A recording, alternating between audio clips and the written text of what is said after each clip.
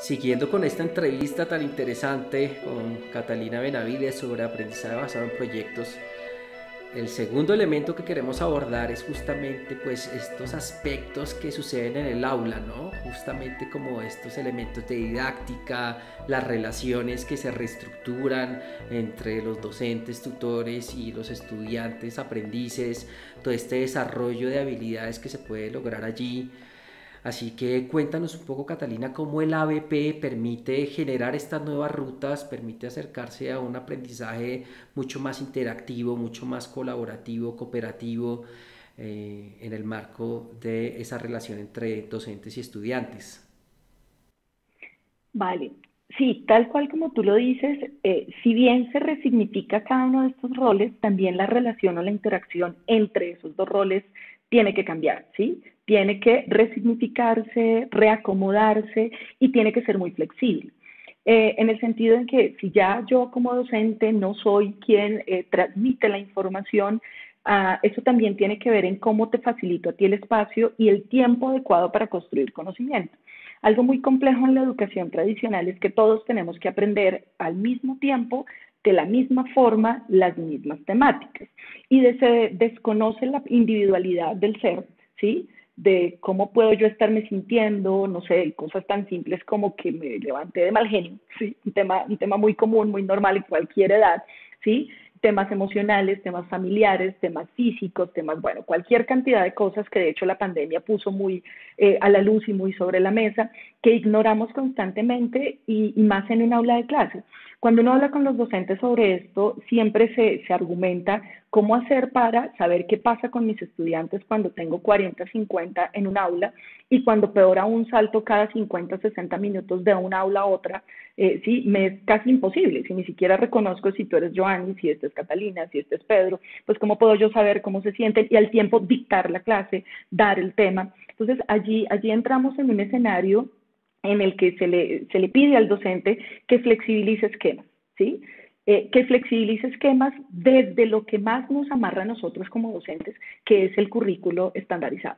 Ese currículo es como ese que nos respira aquí en la nuca y nos dice pilas que ya pasaron 3 semanas y no ha visto las plantas en tercer grado de ciencia, ¿sí?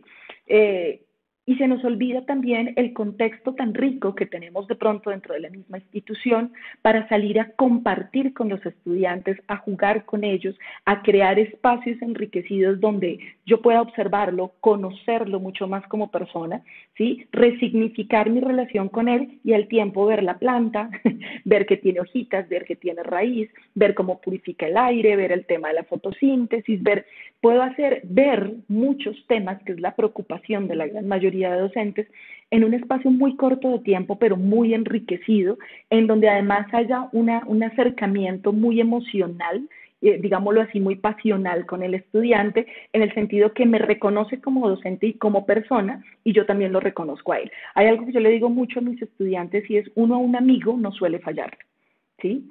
A un desconocido sí. Entonces, la tarea, o como en nuestro modelo que implementamos lo hemos querido llamar, que son actividades para avanzar, no son obligatorias, por ende no son tareas, se ve como un asunto obligado en el niño, ¿sí? Por la nota, porque si no el profesor me va a castigar, me va a mandar una nota en la agenda, bueno, qué sé yo, ¿sí? Pero cuando hay esa relación cercana, emocional con el docente, es al amigo al que no le puedo fallar y no le puedo decir, profe, no hice la tarea, ¿sí? Entonces, es ahí donde ese mismo escenario enriquecido acerca al estudiante y al docente o al aprendiz y al docente como personas. Fíjate que las mismas fases o etapas o momentos del aprendizaje basado en proyectos permite resignificar justamente esa interacción y esos roles. Esas fases parten de leer el contexto, pero no lo lees tú como estudiante. Yo no te pongo la tarea de vaya de la vuelta por el salón y mire qué hay, sino lo leemos entre los dos. Fíjense cómo puede enriquecerse la lectura de un niño de 10 años frente a la lectura de un adulto de 40 años. ¿Qué ve cada uno? ¿Sí? Cómo los colores para ellos son diferentes, cómo los sonidos los interpreta de una forma distinta, cómo un evento que ocurrió en el patio del colegio lo puedo ver yo como algo terrible de haber sido y él lo ve como algo normal, porque además hay una brecha generacional y lo único que hemos hecho ahí es leer el contexto para a partir de allí poder identificar situaciones que podríamos llamar problemas, que son la base del aprendizaje basado en proyectos. ¿sí? Y me gusta más el nombre situaciones porque ya solo el hecho de problema como que pone una barrera y dice, no, pero tengo que solucionar problemas, no, qué pereza. Claro, ya cuando hemos hecho toda esa transición de que el problema es una oportunidad, pues podemos llamarlo problema entendido como oportunidad, pero de momento podemos hablar de situaciones muy cotidianas. De ese primer momento de lectura del contexto, ya le estoy diciendo al niño, ven, somos pares. Estamos leyendo desde nuestros sentidos, también desde nuestra experiencia de aprendizaje, ¿sí? Estamos percibiendo y ahora vamos a compartir qué viste, qué leíste. Pues aquí ya estoy resignificando. Es diferente a entrar al salón de clase y decir, hoy el tema es, hoy vamos a ver, y empiezo a llenar el tablero de un montón de datos sin contexto, o a dictarle a los niños, o a llenar la guía, o a llenar el libro. Bueno, luego viene un segundo escenario, momento, fase, etapa, como lo queramos llamar, porque recuerden que es en espiral, no es lineal, que es identificar y definir ese problema. ¿Para qué leímos el contexto? Justamente para eso, para identificar qué hay, qué tengo, cómo lo puedo definir, cómo lo puedo acotar, cómo lo puedo hacer digerible según la etapa del desarrollo de los chicos con los que yo esté trabajando, porque es que yo puedo aplicar esta metodología desde primera infancia hasta educación superior y estoy hablando de posgrado. Podemos hacerlo. Obviamente, pues el alcance en muchos sentidos, cognitivos, temporales, de recursos, pues va a ser diferente según la etapa del desarrollo, pero es fácilmente adaptable.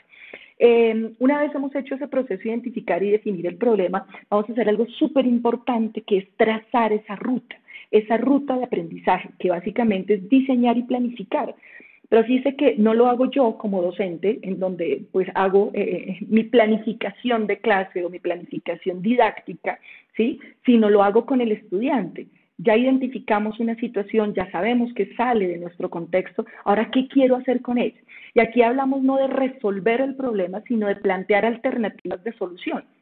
Porque cuando yo hablo de resolver un problema, estoy pensándome casi que en una única solución, que es la que doy yo como docente, pues porque tengo el conocimiento, y tú como estudiante o aprendiz, pues tienes que llegar a ella. ¿Cómo? No sé, a veces eso nosotros como docentes pensamos que es como varita mágica, como que aparece de la nada y el estudiante tiene que saber por generación espontánea. No, cuando yo hago ese proceso de diseño y planificación con el estudiante, él sabe para dónde vamos, cómo lo vamos a hacer, cómo vamos a llegar, y algo súper importante, y fíjense cómo la relación de ellos dos sigue resignificándose, y es que yo no le digo, tú tienes que saberte las partes de la planta para poder hacer este proyecto. Él mismo en ese proceso de planificar va a decir, pero es que yo no sé las partes de la planta. Ah, bueno, entonces, ¿qué hacemos? No, pues necesito aprenderlas. Ok, ¿cómo lo hacemos? Se me ocurre qué tal. O no, mejor, profe, cuéntame. O miremos un video. O dice que ellos mismos están construyendo ese proceso y están construyendo el aprendizaje desde lo que han identificado que necesitan. ¿Sí? No desde lo que yo le he dicho que tienes que aprender porque estás en tercero o en cuarto de primaria y esto es ciencias y estamos en el segundo periodo académico y pues no puedes pasar si no sabes esto. ¿Sí? Luego viene un cuarto momento, perdón, que lo hemos llamado como de implementación o mejor de puesta en práctica. Más allá de que el proyecto nos lleve a tener un producto tangible, más que un producto podemos hablar de un artefacto, ¿sí?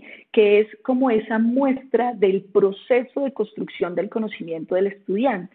Y esa construcción de ese artefacto es la que nos va a llevar a algo también muy valioso y fundamental en el aprendizaje basado en proyectos, en la relación docente-estudiante y en lo que también nos preocupa mucho a los docentes y es la calificación.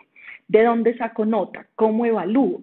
¿Sí? Cuando uno empieza a transformar sus prácticas en aula y dice, listo, apostémosle al aprendizaje basado en proyectos, siempre llega ahí el problema de la evaluación. Y entonces hacemos todo esto, pero al final concluimos en una evaluación de hoja, de marcar con X, de selección múltiple, de falso verdadero, y echamos por la borda toda esa construcción del conocimiento y todo ese proceso.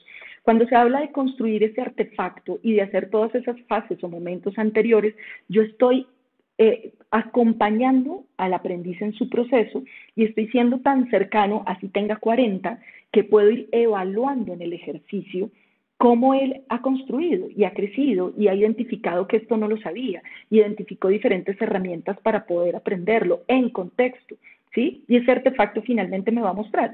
Yo puedo decidir si doy una nota sobre el artefacto, que no es lo ideal porque es como el producto final y si lo lograste pasas y si no mueres, que pues es lo mismo de lo tradicional, pero también lo mejor es decidir, te puedo ir evaluando en el proceso. Y ahí viene una herramienta súper interesante que sé que pues la gran mayoría de docentes conocemos, que son estas famosas rúbricas que tienen muchas formas de construirse, más allá de lo cuadriculado, de que sea un 1, un 5, una cara feliz o triste, es poder hacer una evaluación transversal y cualitativa del proceso del estudiante, ojalá centrada en el agente, ¿sí? Es decir, ese auto, hetero y coevaluación, pero bien aplicado. ¿Sí? No la auto de cuánto te pones porque igual tú no hiciste la tarea, pero ponte la nota, ¿no? Pues eso realmente no funciona, que es como uno lo ve en el aula, ¿no? Yo hago autoevaluación, no se hace.